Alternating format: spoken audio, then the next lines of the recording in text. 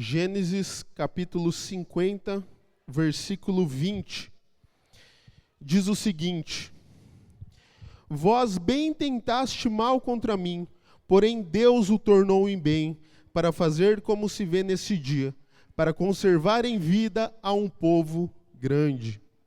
Esta palavra que eu vou compartilhar com os irmãos essa noite. E o tema dessa mensagem é: Deus torna o mal em bem.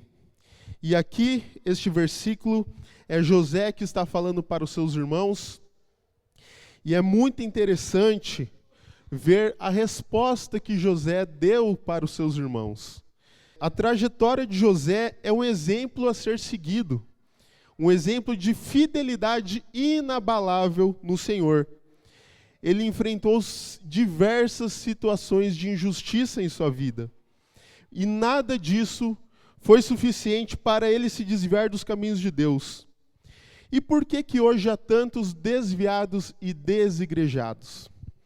Vamos ver um pouquinho a vida de José. José foi traído por seus irmãos aos 17 anos. Ele era uma criança ainda, quando seus irmãos intentaram contra a vida dele. Então, gente, ser traído por um próprio irmão é algo muito cruel. Pelo Rafa, eu dou a minha vida por ele, meu irmão. Eu jamais passaria pela minha cabeça traí-lo de alguma forma. Mas os seus 11 irmãos atentaram contra a vida dele, tentaram matar, depois viram, não, é muito pesado. Vamos fingir a morte dele e vender ele como escravo e mostrar para o nosso pai a sua túnica que ele ganhou de presente, cheia de sangue, para ele achar que nós matamos, que ele morreu. Ele também, logo em seguida, foi vendido como escravo para o Egito. Nós vemos lá em Gênesis 37, 28. Logo em seguida, ele se torna o maior na casa de Potifar, que o comprou como escravo. Em Gênesis 39, diz que o Senhor estava com José 4 vezes, somente neste capítulo. Então, em Gênesis 39, durante 4 vezes nesse capítulo, diz que o Senhor era com José. Então, veja só, que situação difícil que ele enfrentou, logo com 17 anos, mas mesmo assim Deus estava com ele. Será que numa situação similar, a primeira coisa que nós não pensaríamos seria: Deus me abandonou? Veja, não fiz nada de errado na minha vida, obedeço às leis do Senhor, obedeço aos meus pais, e isso acontece comigo? Mas não, José continuava firme com Deus. E o capítulo 39 é fantástico, ver o temor que ele tinha por Deus. Nada que ele passou foi suficiente para ele chegar a sequer questionar Deus. Será que Deus é comigo? Nem isso ele fez. Então, a mulher de Potifar quis se deitar com José, mas ele era fiel a Deus e fiel a Potifar. Por isso recusou e foi acusado de estupro. O resultado foi a prisão. Então, a mulher de Potifar, ao ser recusada por José, inventou para todos os servos da casa que José tentou se deitar com ela forçadamente. Então, que situação! E o resultado disso foi preso. Mas nós vemos que tudo que José tocava prosperava. Na casa de Potifar, ele era o maior servo ali. Acima dele era somente Potifar, porque o próprio Potifar via que o Senhor era com ele. Então, nós vemos que José, ele era excelente em tudo que ele fazia. Tudo que ele fazia, ele procurava executar com perfeição. E foi reconhecido por Potifar. E se tornou o maior de sua casa. Governou os bens de Potifar com excelência. Mas, devido à falsa acusação, foi preso. Ficou mais de 2 anos no cárcere. Interpretou 2 sonhos lá na prisão. E um desses sonhos, o copeiro que estava preso junto com ele, que teve esse sonho, José interpretou, ele acabou sendo solto. E na hora dele sair, José falou: olha, não se esqueça de mim. Veja a minha situação para que eu seja livre também, pois estou preso injustamente. Mas o que aconteceu? O copeiro, que foi ajudado e livre pela interpretação do sonho de José, se esqueceu dele e ele continuou preso. Que situação, né? E mesmo assim ele não questionou o Senhor, continuou sendo fiel. Logo depois nós vemos a maré começar a mudar a favor de José. Faraó chama José para interpretar o sonho e o torna governador de todo o Egito. Acima dele somente o Faraó. José tinha cerca de 30 anos quando isso aconteceu. Então, gente, 13 anos da sua vida vivendo uma injustiça. Será que nós suportaríamos 13 anos de injustiça sem questionar o Senhor? Sem ter a nossa fé abalada? Hoje em dia as pessoas não aguentam uma correção sequer e já querem mudar de igreja. Imagina viver 13 anos na injustiça e nem sequer um pensamento passar pela sua cabeça de que Deus não está mais com ele. Pelo contrário, fé inabalável. Olha o que diz em Gênesis 41:40. Tu estarás sobre a minha casa, isso é o Faraó falando. Tu estarás sobre a minha casa, e por tua boca se governará todo o meu povo. Somente no trono eu serei maior que tu. Gente, um faraó falar isso para uma pessoa é algo magnífico, porque o faraó não é somente o líder que está na frente como um presidente hoje em dia. O faraó era considerado Deus na terra. Então, ele era venerado e adorado como uma divindade ali. As pessoas não viam o faraó como um homem que estava lá na frente. Eles viam como o Deus deles. Então, imagina um faraó falar isso para José. Tudo que José fazia em sua vida levava as pessoas a verem que Deus era com ele. Foi assim com Potifar. Gênesis 39:3 diz o seguinte: vendo, pois, o seu senhor, que o Senhor estava com ele e que tudo que ele fazia, o Senhor prosperava em sua mão. Então, as atitudes de José testemunhavam a Deus e as pessoas viam que este menino é diferente, tem Deus sobre a vida dele. Então, o próprio Potifar viu isso. E olha o que o faraó, uma divindade na terra, que era adorado e idolatrado, diz. Gênesis 41, versículo 38 diz: e disse Faraó a seus servos: acharíamos um varão como este, em quem haja o Espírito de Deus? Depois disse Faraó a José: pois que Deus te fez saber tudo isso, ninguém há tão entendido e sábio como tu. Olha que interessante. O próprio Faraó reconhecer que na vida de José tem Deus.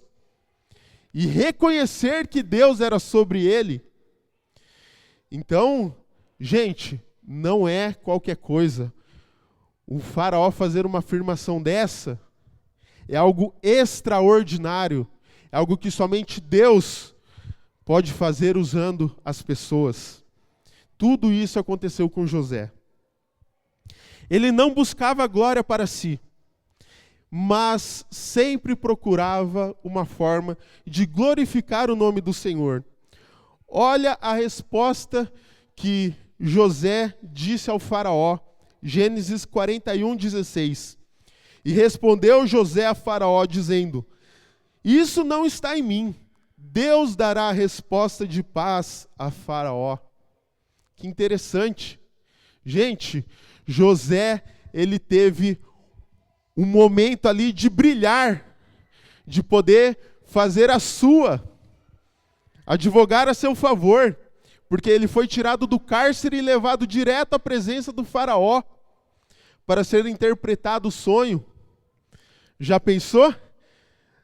Na presença do Faraó: Faraó, eu interpreto esse sonho, mas me ajuda, olha a situação, olha a injustiça que eu estou sofrendo. Mas não, ele procurou, a primeira oportunidade que teve, ele falou de Deus para o faraó, antes de interpretar o sonho. Que interessante. Será que nós, em situação similar, procuramos glorificar a Deus ao detrimento da nossa própria glória? Quantas vezes você tem aproveitado a oportunidade para glorificar o nome do Senhor? Será que nós estamos deixando muitas oportunidades passar em branco e com isso as pessoas não estão ouvindo mais de Deus? José sabia que Deus estava com ele em qualquer situação. A sua fé era em Deus e não nas circunstâncias. E este é o problema. Nós vivemos uma vida com Deus baseada no que Ele pode nos dar e não por quem Ele é. José sabia quem era Deus e era por isso que ele se baseava. Era nisso que ele ditava a sua vida. Não era pelo que Deus poderia prosperar para ele. E é por isso que as pessoas hoje acabam se desviando e perdendo a fé em Deus. Porque procuram o que Deus pode dar para elas e não quem Ele é. Ah, não, eu venho na igreja porque a situação está difícil. Preciso que Deus me ajude aqui nessa situação. Ah, Deus, eu preciso de um carro, me ajuda. Deus, mude a minha situação financeira. Mas não quer conhecer o Senhor da bênção. Por isso que as pessoas desanimam.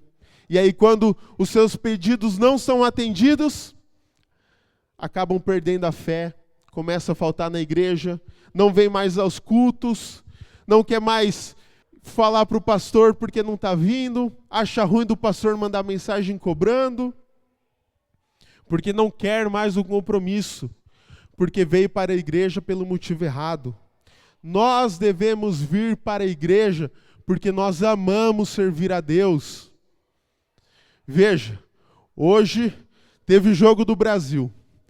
Quantas igrejas será que não mudaram até o horário do culto para que os irmãos pudessem assistir ao jogo? Estão trocando a comunhão e ouvir a palavra de Deus para um jogo de futebol, gente. O que é mais importante na vida? Uma Copa do Mundo? Ou a igreja? Ah, não, mas culto tem toda semana. Já corrompeu o pensamento. Não deve pensar dessa forma. Culto tem toda semana. Copa do Mundo é de 4 em 4 anos. É um evento que para o mundo. E o seu culto a Deus? Você vai se deixar se corromper por um jogo de futebol? O jogo de futebol tem mais valor do que prestar o seu culto a Deus, do que estar em comunhão com seus irmãos? Mas, infelizmente, em muitas igrejas, os irmãos faltaram. Glórias a Deus que na nossa não acontece isso. Mas, infelizmente, essa é a mentalidade dos evangélicos hoje. Seguiam desta forma. Você está disposto a sofrer e passar por diversas situações de dor, sofrimento, injustiça e aflição por um bem maior? Não há nada maior do que servir na obra de Deus. Para servir, é preciso abrir mão de muitas coisas em nossas vidas, para que a obra de Deus seja feita em você. O quanto você está disposto a abrir mão para a glória de Deus? Só um pouco? Até um certo limite? O quanto que você está disposto a abrir mão do seu próprio desejo, da sua própria vontade, para a obra do Senhor? Senhor, eu venho na igreja, mas a partir do momento que eu perder meu carro, aí eu já mudo de história. A partir do momento que começar a vir um problema na minha vida, as tribulações, as aflições, aí eu já mudo. Aí eu já não estou mais disposto. O quanto você está disposto a sofrer por Cristo? Vejam quanto que José sofreu, porque ele sabia que a sua vida, comparada à obra de Deus, não era nada. Nós devemos dar tudo para a obra de Deus, mesmo que isso leve tudo de nós. Você está disposto? Você está disposto a sofrer injustiça? Você está disposto a sofrer calúnias, mentiras? Mas, para que isso não sofra a obra do Senhor, que sofra eu, mas a obra de Deus continue e cresça, mesmo que eu fique de lado, escanteado, você está disposto para isso? Gente, nós precisamos entender uma coisa, e que as pessoas se esquecem. Ou nós nos entregamos totalmente ao Senhor, ou nós já somos do diabo. Não existe meio termo. E as pessoas acham que não tem problema viver a vida um pouquinho aqui na igreja, um pouquinho aqui no mundo, fazendo a obra de Deus, pecando aqui um pouquinho. As pessoas acham que não tem problema. Mas olha o que diz em Mateus 6:24. Ninguém pode servir a dois senhores, porque ou há de odiar um e amar outro, ou se dedicará a um e desprezará o outro. Não podeis servir a Deus e a Mamon. E também Mateus 12:30 diz: quem não é comigo é contra mim, e quem comigo não ajunta, espalha. Gente, é Jesus que está falando aqui neste versículo, neste último versículo. Ele não coloca um meio termo. Ou você está, ou você não está. Ou você está com Deus, ou você já é do diabo. Você tem noção disso? O diabo não precisa endemoniar todas as pessoas. Só precisa que você não sirva a Deus. Só isso. Isso já é suficiente para te levar no inferno e fazer o que ele quer, que é destruir a sua vida. E as pessoas acham que, não tem problema, está tudo bem, eu servir a Deus aqui, levar um pouquinho relaxado a minha vida espiritual, não tem problema eu não orar, não tem problema eu faltar no culto hoje, não tem problema eu não fazer o devocional. Está errado. Cuidado, porque esse tipo de pensamento pode te levar para o outro lado, para o lado do diabo. E as pessoas estão vivendo a vida dessa forma, dentro da igreja. Outra coisa que chama atenção a respeito da vida de José, é que ele não era vingativo, gente. Que interessante. Ah, como é bom uma doce vingança, né? A vingança é um prato que se come frio, não é isso? Olha só, José, quando os seus irmãos desceram para o Egito pedir comida, José poderia ter respondido: o mundo não gira, ele capota, né? Olha só, que doce vingança que caiu na minha mão. Vocês vindo aqui para mim pedir comida, né, meus irmãos? Agora vocês estão na minha mão. Se eu quiser mandar prender e matar vocês, eu posso, porque acima de mim só o faraó. José fez isso? Não. Nós somos vingativos. Quando vem a oportunidade da gente retribuir na mesma moeda aquilo que a pessoa fez para nós, mas a gente não perde nem um segundo. Olha lá, ó. Falei? Ou quando sabe que a pessoa está passando por um perrengue bem feito. Olha aí, ó, mereceu. Nós nos alegramos de ver, porque é bom a vingança, né? Mas não para um cristão. Para um cristão, não é bom a vingança. Para um cristão é bom a compaixão, o amor. Quando ele viu seus irmãos implorando por comida, sem saberem que era José, ele não agiu com vingança, mas procurou provar o caráter de seus irmãos para saber se eles haviam mudado. Olha que interessante como ele foi sábio. No seu coração ele estava contristado de ver os seus irmãos. Talvez ele nem sequer imaginava que algum dia voltaria a ver. E de repente eles estavam ali na sua frente, sem eles saberem que era o José. Só sabiam que ele era o governador do Egito. Porque se passou tanto tempo que se tornou irreconhecível. Mas José primeiro procurou provar o caráter para saber se os seus irmãos realmente haviam mudado. Então, as pessoas merecem uma segunda chance? Com certeza merecem. Não é porque a pessoa errou que ela não presta mais. Nós devemos saber disso.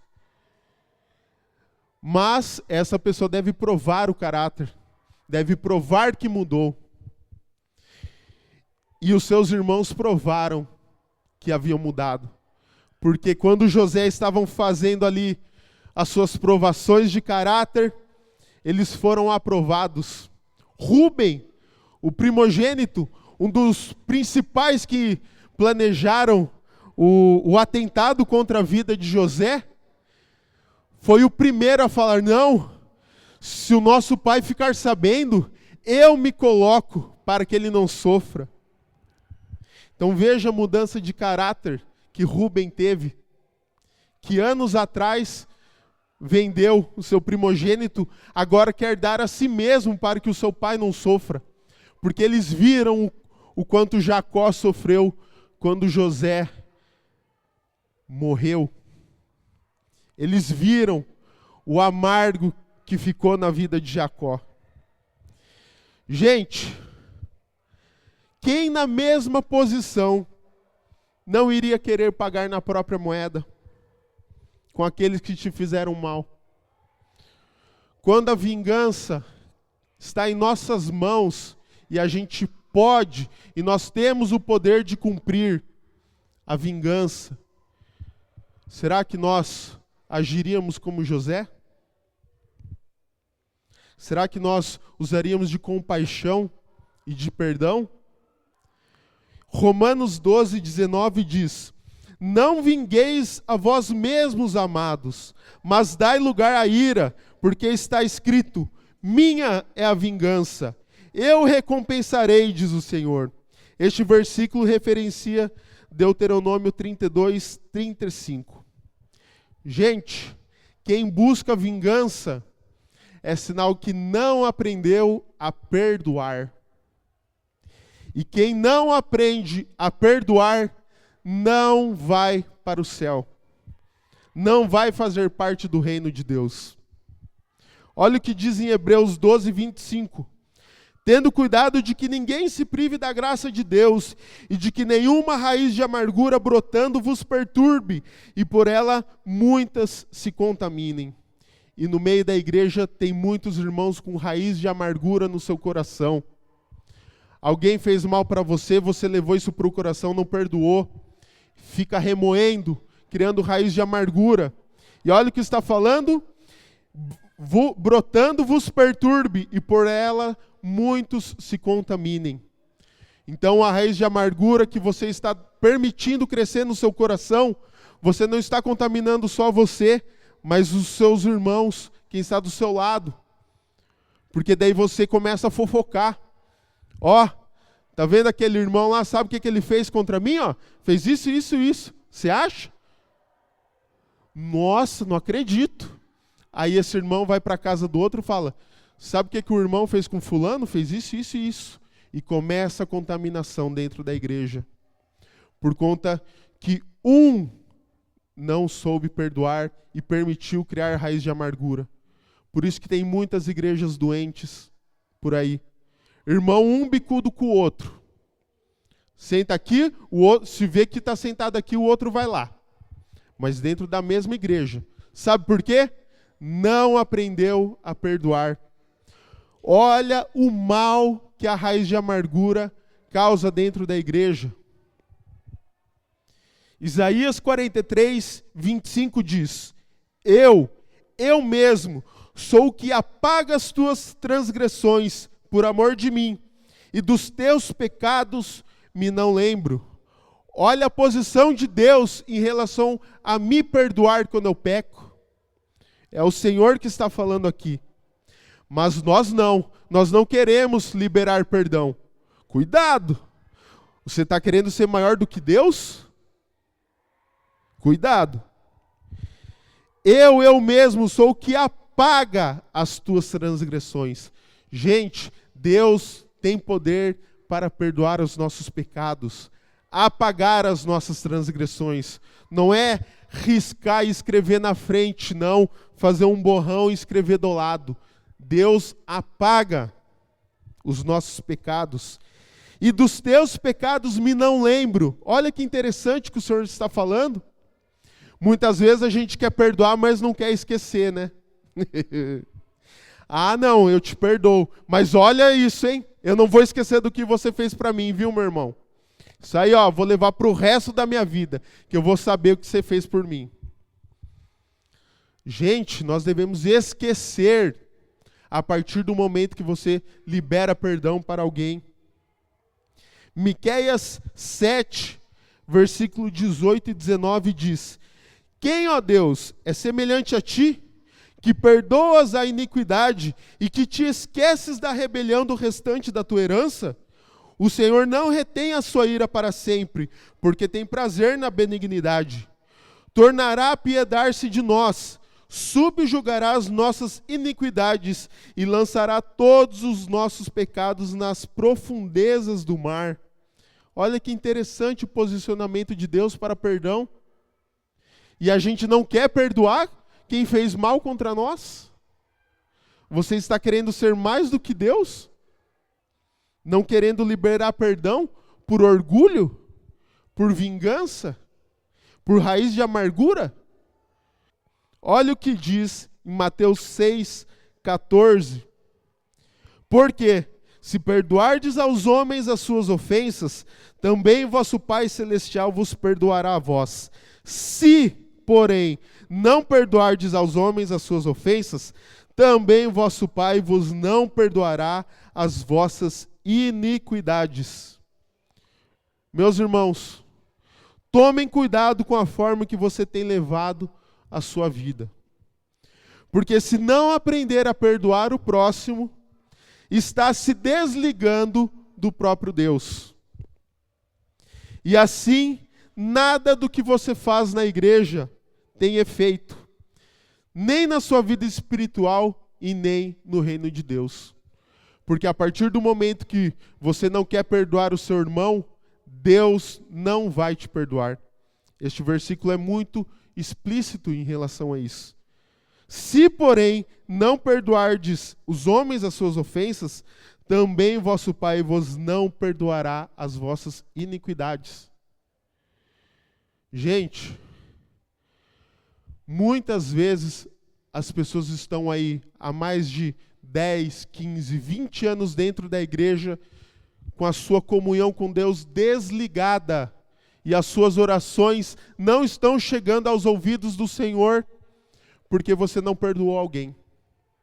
E você tem vivido 10, 15, 20 anos dentro da igreja, sem mudança alguma, por conta da falta de perdão. Então, nós precisamos aprender, assim como José fez. Ele perdoou seus irmãos. Quando ele teve a chance de se vingar, ele usou de compaixão. Então é muito interessante o que a Bíblia fala a respeito de perdão e da forma que nós devemos agir. Não é fácil perdoar alguém quando ela intenta contra a nossa vida. Não é fácil mesmo. Mas nós podemos, nos firmando no Senhor, buscando a Deus, Deus nos dá graça e nos dá força para que a gente consiga quebrar o orgulho, o nosso ego, a nossa vaidade, a nossa altivez. Deus quebra e Deus transforma. Ou não é o Deus Todo-Poderoso que pode transformar o nosso coração? Então, gente, nós devemos aprender a perdoar.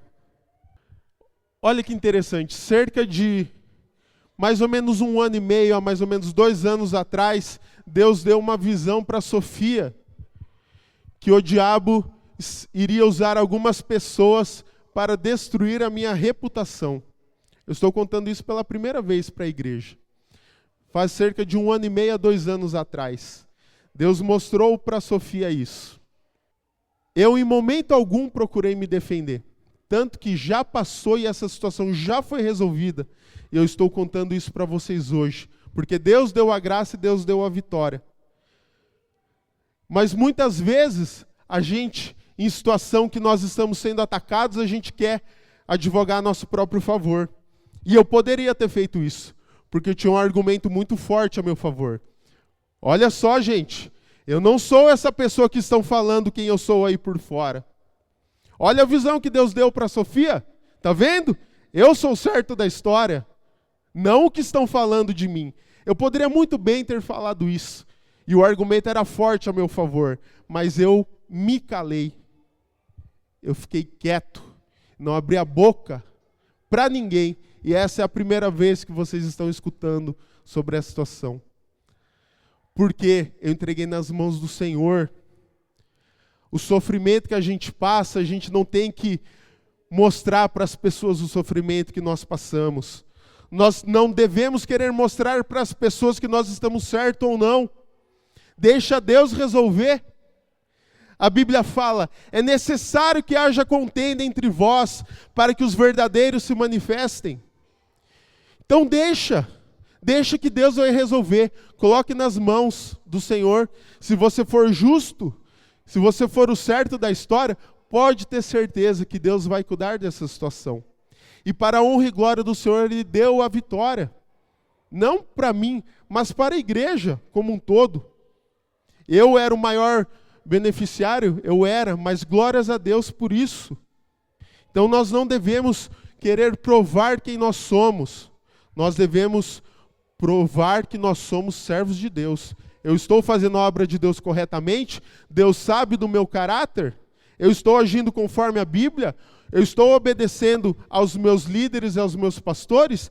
Se eu estiver fazendo tudo isso de acordo, fica em paz. José, ele fez alguma coisa de errado em sua vida? Não, pelo contrário, se mostrou um servo de Deus exímio. E olha o que ele passou. Ele em momento algum procurou mostrar que ele era o certo da história. Não, olha, meus irmãos se atentaram contra mim. Eu era inocente. Nós precisamos aprender a olhar com um olhar bom para as coisas. Mesmo que tudo esteja ruim, um verdadeiro servo do Senhor sempre vê algo de positivo nas coisas. Ele não ressalta defeito ou críticas, mas sempre aponta para algo positivo. Nós não vemos José se queixar em sua trajetória. Ele sempre procurou olhar com um olhar positivo, olhar pelo bem das coisas. Mas hoje, as pessoas estão muito negativas. Procura defeito em tudo. Vê uma falha, já critica. Não vê nada de bom. Só ressalta o que não presta, mas não vê o bem que a pessoa faz. Este que é o problema das pessoas dentro da igreja. Vê algo de acontecer de errado? Olha lá, ó. Olha que feio que aconteceu ali, ó. Foi solar e errou a nota lá, olha que feio. Não pode ver um defeito que é o primeiro a apontar. Visão negativa. José não era dessa forma. Ele sempre olhou com um olhar positivo para as coisas, mesmo que tudo ao seu redor estivesse difícil. E não só com José, mas nós vemos em diversas passagens bíblicas as pessoas olhando com um olhar positivo. Então pare de ser essa pessoa chata, reclamona, que só vê ruim, só procura ver defeitos. É a primeira a criticar. Para com isso. Muda o seu olhar, a sua visão. Está errado. Além de estar errado, é antibíblico. Mateus 6:22 diz: a candeia do corpo são os olhos, de sorte que se os teus olhos forem bons, todo o teu corpo terá luz. Se porém os teus olhos forem maus, o teu olho será tenebroso. Se portanto a luz que há em ti são trevas, quão grandes serão tais trevas? A Bíblia não nos ensina a sermos pessoas negativas. Procura ter olhos bons. Procura ver as coisas pelo lado bom, pelo lado positivo. Não vive reclamando. A situação é difícil? É difícil, mas glorifique a Deus pelo que você está enfrentando, porque isso vai ser crescimento na sua vida. Só cresce quem passa por dificuldade. Então, hoje em dia dentro da igreja, as pessoas veem maldade em tudo. Se o irmão não te cumprimenta, já fica bicudo. Já não vale mais. Se o pastor te corrige, então, não, vou procurar outra igreja, que essa aqui não dá. Se algo não sai como você queria que fosse, é motivo para jogar tudo para o alto. Infantilidade no meio da igreja. Gente, a infantilidade no meio da igreja não presta. Para de ser uma criança de 40 anos. É hora de amadurecer. Nós precisamos, sempre reclamando, sempre com um olhar negativo. Aquela pessoa que não vê nada de bom. Infantilidade dentro da igreja. É a tal da síndrome do Peter Pan, né? Que é ser uma eterna criança. Como que você vai conseguir vencer as ciladas do diabo agindo dessa forma, com infantilidade? Se o fato do irmão não te cumprimentar já é motivo para você achar ruim e começar a criticar, como você vai vencer quando o diabo se levantar contra a sua vida? Já é motivo para começar a julgar o irmão? Se não aceita uma correção? Como vai vencer o diabo dessa forma, agindo assim? Com infantilidade? Não vai vencer. Tem que passar por cima do próprio ego. Como vai vencer as tentações? Quando vier as tentações, vai cair. Porque não pode receber uma correção que já é motivo para querer desistir? Como vai vencer a perseguição? Como vai vencer a grande tribulação? Sabe o que vai acontecer? Vai ser um dos primeiros a ser enganados e vai aceitar a marca da besta. Quem age dessa forma dentro da igreja vai ser um dos primeiros. Pode colocar o chip. Pode, eu aceito a marca da besta. Eu falei chip, mas nem sei se é chip, né? É o que é mais provável que seja. Mas pode colocar a marca da besta. Vai ser o primeiro a aceitar, porque é infantil dentro da igreja. Não amadureceu. Gente, no início da conversão, é uma coisa. O irmão está aprendendo, e a Bíblia fala que nós devemos dar suporte. Mas agora, 20 anos dentro de uma igreja não amadureceu ainda? Aí já não. Aos novos convertidos, com certeza nós devemos dar todo o suporte e amor. Mas agora, com infantilidade, depois de mais de 20 anos dentro da igreja, e já conhece como que funciona, já sabe como são as coisas em nosso meio, e mesmo assim quer agir com infantilidade? Pode ter certeza, quando o diabo se levantar contra a sua vida, você vai cair. Então é muito mais sério do que as pessoas imaginam. As pessoas acham que não tem problema. Tem problema porque é a sua salvação que está em risco. É o inferno que está sendo colocado diante de você. Mas não. Eu não gostei do jeito que ele olhou para mim. Eu não gostei do tom que o pastor falou. Me senti ofendido. Outro exemplo, Jó. Nós conhecemos a história de Jó. Jó estava lá no topo e foi para o fundo do poço em questão de segundos. Olha o que ele disse. Nu saí do ventre de minha mãe e nu tornarei para lá. O Senhor deu e o Senhor tomou. Bendito seja o nome do Senhor. Então Jó sofreu demais. E ele não tinha motivo, porque ele não fez nada de errado. E mesmo assim, não praguejou contra Deus. Pelo contrário, continuou louvando a Deus. José foi um instrumento de Deus para salvar o seu povo. Sabem por quê? porque o povo de Deus estavam se misturando com as nações pagãs onde eles estavam habitando. Eles estavam se corrompendo aos cananeus, perdendo assim a sua identidade.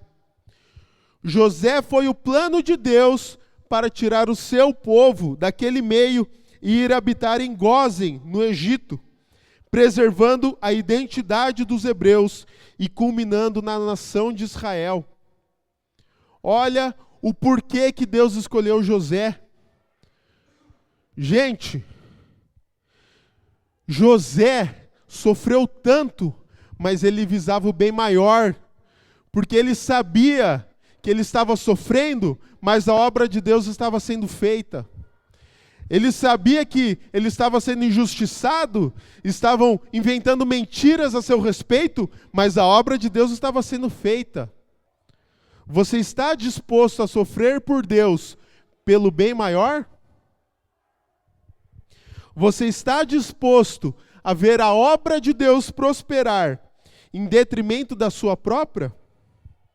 Você está disposto a abrir mão dos seus sonhos, dos seus objetivos pessoais, para que a obra de Deus seja cumprida? Você está disposto a abrir mão do seu ego, do seu orgulho, para o bem maior? Nós temos em José um exemplo de como um verdadeiro servo do Senhor age no momento mais difícil. E é assim que nós devemos fazer.